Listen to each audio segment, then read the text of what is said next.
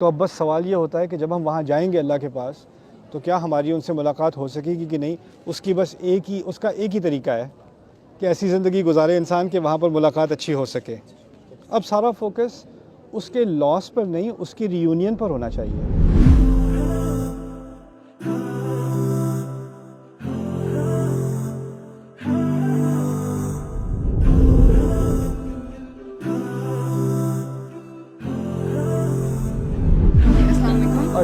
سر کل آپ نے صبر کے دو میننگ ہمیں بتائے تھے، صحیح، کہ اگر آپ کے ساتھ زیادتی ہو رہی ہے تو آپ اس کی استطاعت رکھتے ہو اور اس پہ صبر، اور اگر استطاعت نہیں رکھتے تو اس پہ ایک صبر.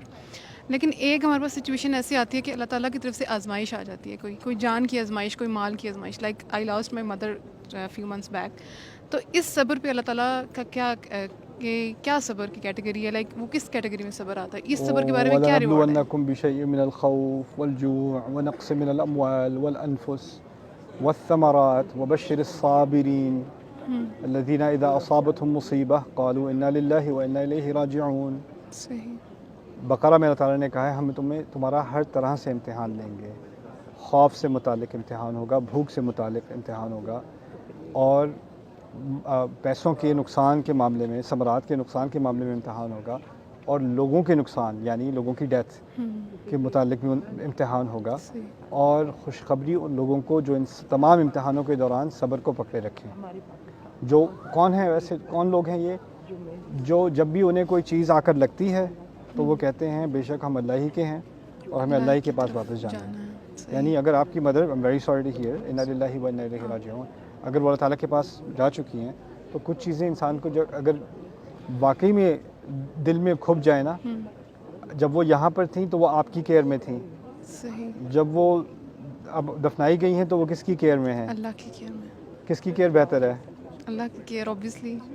اللہ کی کیئر بہتر ہے. تو ان اللہ تعالیٰ کے الفاظ سے صرف صبر نہیں آتا، تسلی بھی آتی ہے. اور پھر ہم بھی اللہ ہی کے ہیں، ہمیں بھی اللہ کے پاس ہی جانا ہے. یعنی اگر کوئی چیز گئی بھی ہے، رزق میں سے کوئی چیز چلی گئی ہے، لوگوں میں سے کوئی چیز چلی گئی ہے، تو وہ کہیں غائب تو نہیں ہو گئی.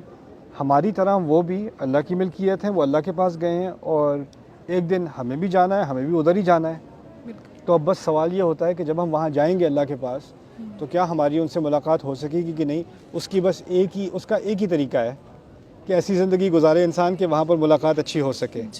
اب سارا فوکس اس کے لاس پر نہیں، اس کی ری یونین پر ہونا چاہیے، ہے نا. یونین تو ہونی ہے، بس ایک طریقے سے نہیں ہونی کہ اگر ہم اس یونین کی تیاری نہ کریں، رائٹ. تو ہمیں جو موت کے بارے میں جو حکمت ہمیں سکھائی گئی ہے اس سے تو صبر بہت آسان ہو جاتا ہے. ہم سب سے زیادہ اس پوزیشن میں ہیں دنیا میں تمام مذاہب میں سے کہ ہم موت کو قبول کر سکیں. عجیب مجھے یہ نظر آتا ہے کہ ہم ہی نہیں کرتے قبول، ہم ہی نہیں کرتے. اور یہ کیونکہ ہم نے اپنے ایمان کو، اللہ کے کلام کو صحیح طرح سے دل میں نہیں اتارا. اس کو اللہ تعالیٰ ہمارے دلوں میں اتارے اور اس کو ادھر ہی رکھے، اس کو ثابت کرے ہمارے دلوں پہ. I hope you guys enjoyed that video clip.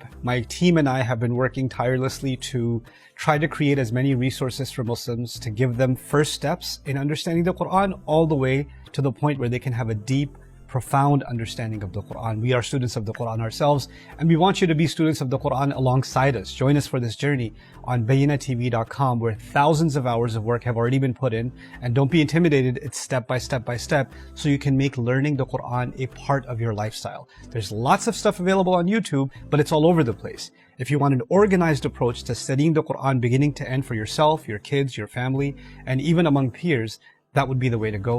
Sign up for BayyinaTV.com.